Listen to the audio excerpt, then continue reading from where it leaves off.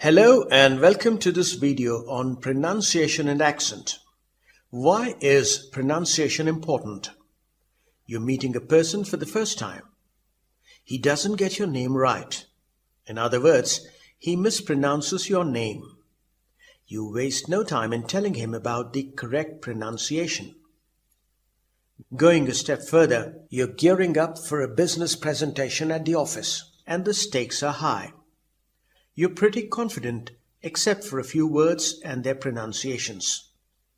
It's a well-known fact that people are impressed by speakers with good pronunciation and accent. You need to get the words right. Pronunciation and accent are foundations on which the edifice of communication skills rests. What are the key takeaways from this video? Appearing at the top of the list is communication skills, and we will look at ways and means of enhancing these skills. English is a tricky language. Two different words have the same pronunciation, and the same word has two different pronunciations. In the course of this video, we will look at the entire gamut of pronunciations. In a vast country like India, with a population of 1.25 billion, speakers tend to carry a regional accent. Often influenced by the first language, also known as L1, these accents become a hindrance and affect smooth communications. International conventions and conferences showcase speakers from across the world, a platform where you get to witness a range of accents. We will examine some of them. The web is a great place for innovative applications, and online dictionaries are a big hit. Available in both textual and audio formats, you could carry them on a mobile phone, PC, or a tablet. The superset communication skills is made up of subsets, which we will refer to as the basic building blocks. In addition to pronunciation and accent, let's focus on vocabulary and grammar. A good vocabulary helps you communicate to people across professions and on a range of subjects. In other words, you will not be found wanting for words and expressions. Grammar matters a lot. It lends clarity and avoids ambiguity. It's always a good idea to understand the science behind a language. Phonetics helps us understand the speech sounds as also the part of the human body responsible for them. These building blocks are interconnected, and a good speaker would have paid attention to all of them. Surprisingly, the first thing that people notice when you speak is your pronunciation. Good pronunciation is a clincher when it comes to job interviews and business deals. First impression is the best impression, and you need to make the most of your communication skills. Bad pronunciation is not going to help the cause. Often words mispronounced leads to misunderstandings, ineffective communications, and creates a negative impression. From the pronunciation point of view, every word can be broken into three components. Knowing the meaning of a word along with the correct pronunciation is half the story. Using these words and sentences in everyday conversations completes the picture. Let's now look at a few words along with their meaning, pronunciation, and usage. Depending on the usage and the context, a word can either be a noun, a verb, or an adjective. For example, standard, counter, firm. We will find out the meanings of these four words mentioned in the slide. TIER, levels or rows of a structure.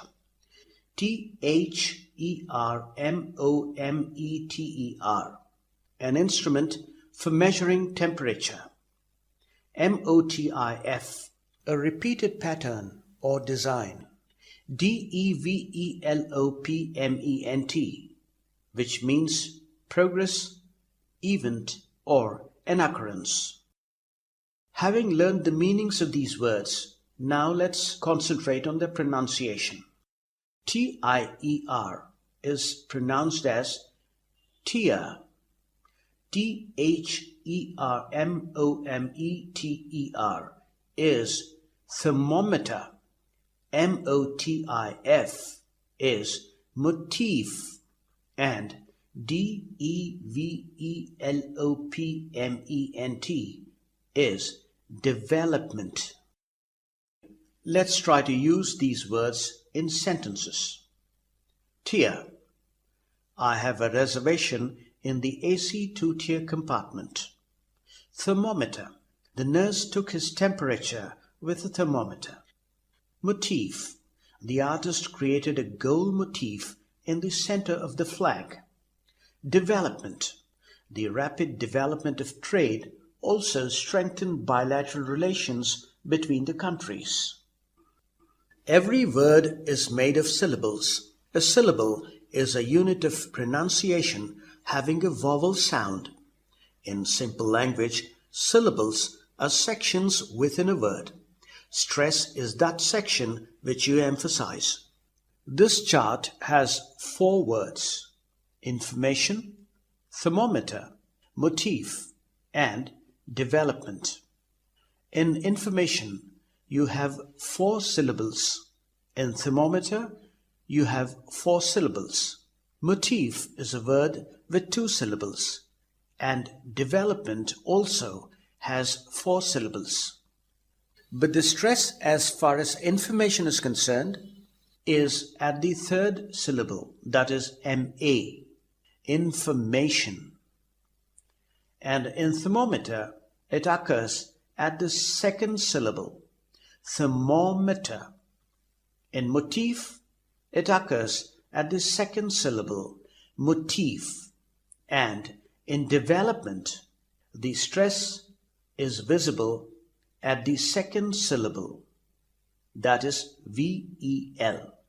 So what we learn from this slide is we have to find out the number of syllables in a word and identify the stress, and that completes the pronunciation of a word.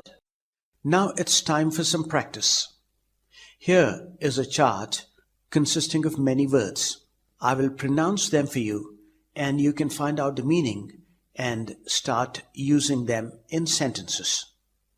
Chasm, climb, granite, gyration, catastrophic, athlete, vineyard, lunar, jewelry, theoretical, pristine, suggestion, audacious, acoustic, hegemony, and solar.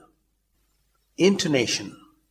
It is difficult to imagine somebody speaking in the same pitch and volume for a long time. It becomes monotonous for the listener. You vary your voice, which brings about changes in the pitch and volume of your speech. These variations convey a range of emotions and make the conversation more meaningful. Intonation broadly falls into 3 categories: rising intonation, falling intonation, and rising and falling intonation. Rising intonation is often characterized by incomplete statements, surprise, or encouragement, whereas falling intonation is associated with completeness, commands, and simple statements. Let's take a few examples of falling and rising intonation. If you're going to play, where were you? I'm sure you can do it. And did I get it right? If you observe, everything is rising here. And now let's go to the falling intonation. We come to the end of the news. I will see you tomorrow. I'm 20 years old. And I live in France. The next slide talks about rising and falling intonation. I haven't seen him for a week. I will see you at 6 then. How do you spell rough? Where did you buy it? It was given to me. These are examples of both rising and falling intonation in the same sentence. From words and sentences, it's time for us to move to the next level. I will read a paragraph in neutral English. It is suggested that you develop a style of your own while speaking English. The Maya, an ancient South American culture, predicted that time would end in a violent apocalypse on the 21st of December 2012. They created an elaborate astronomical calendar called the Long Count, which stops abruptly in 2012. This date, which is also the winter equinox, coincides with an incredibly rare galactic alignment that happens once every 26,000 years. What did the Mayans think would happen when the calendar ended? Phonetics is the study of sounds and speech of a language.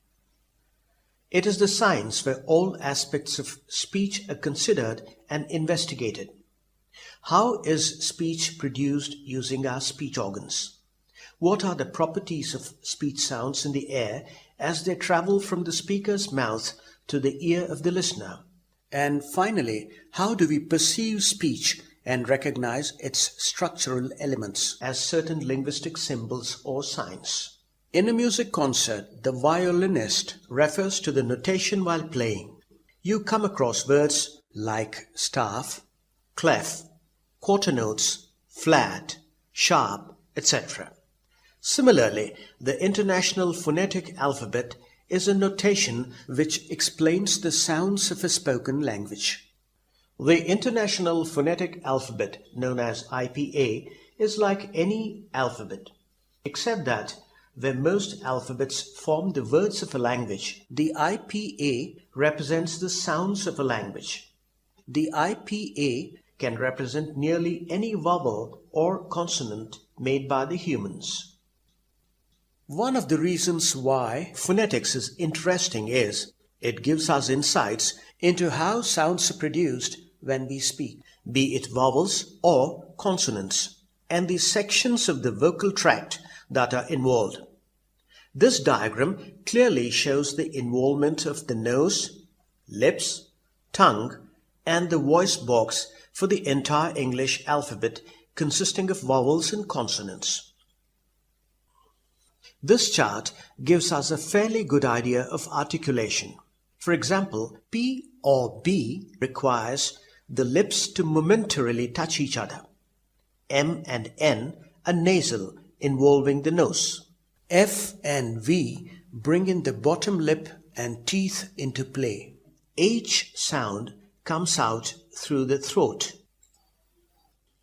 In the vowel chart, notice the different forms A, E, I, O, and U take while pronouncing words. A takes the form A in cane, A in man, and R in father. This chart is similar to the articulation table that we just saw. Voiced consonants B and V set the vocal cords to vibrate, whereas no vibrations are perceived for P and T. Now let's come to accents. A distinctive way of pronouncing a language, especially one associated with a particular country, area, or social class. Another definition of accent is a manner of pronunciation peculiar to a particular individual. A greater stress or force given to a syllable of a word. To give you an example, a person from France would pronounce the word inauguration as inauguration. Accents have a bearing on social and business interactions, job performance, everyday interactions, career prospects, and cultural awareness. Accents have both negative and positive implications. Let's say that you're working in America and you have an American accent. It is a plus point.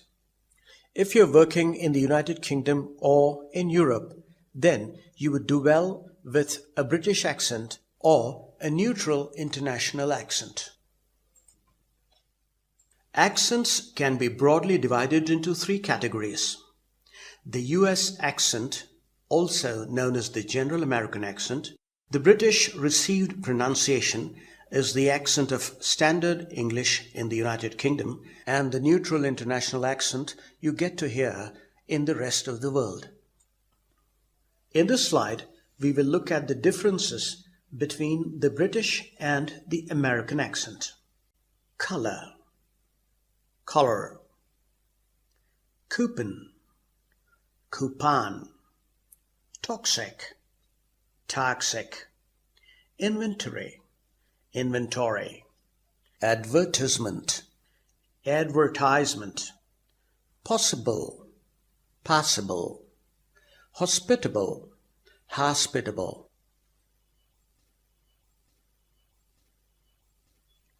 Problem, problem, car, car, mantle, mantle, crawl, crawl, bath, bath, hard, hard. The neutral accent is neither American nor British and is used all over the world. It's also known as the neutral international accent. Let's take a few words.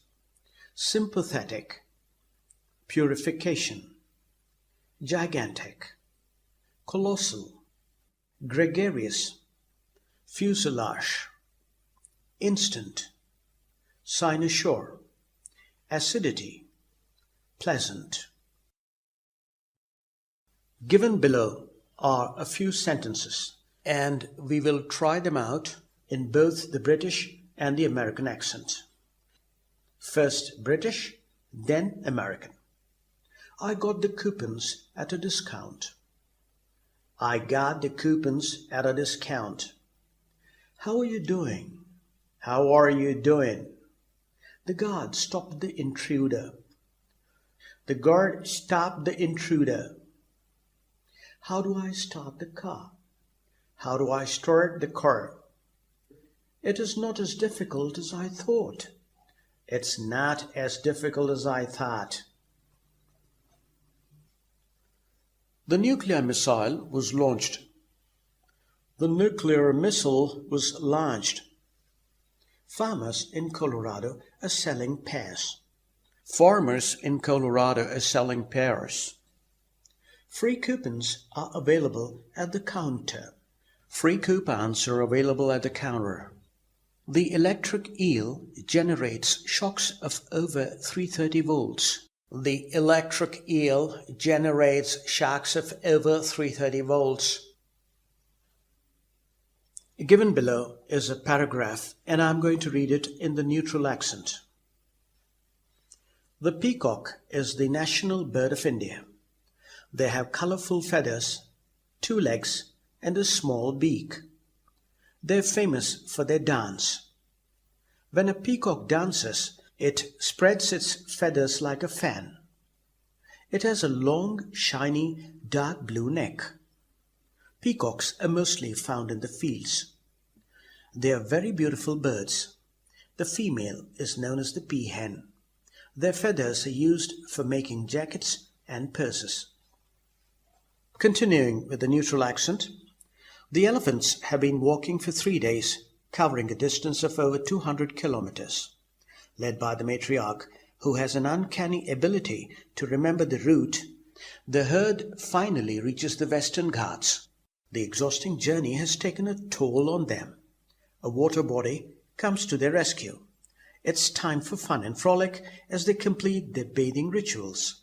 Plants, trees, shrubs, and shoots provide them the necessary nutrients, so essential for the rest of the journey. The question that is foremost on our minds is, how do we improve our pronunciation and accent? There are quite a few ways of doing it. Online audio dictionaries help you find out the correct pronunciation for a word. They also indicate the syllables and stress, and I personally feel this is the easiest way to enrich your vocabulary. Along with that, documentaries featured on the National Geographic Channel, Animal Planet, and Discovery are great sources for accent improvement. International news channels offer you a wealth of information and a host of words so essential for good communication skills. With that, we come to the end of the presentation. I hope it was useful to you. In case you have any questions or comments, feel free to write to me. Till we meet next time, goodbye.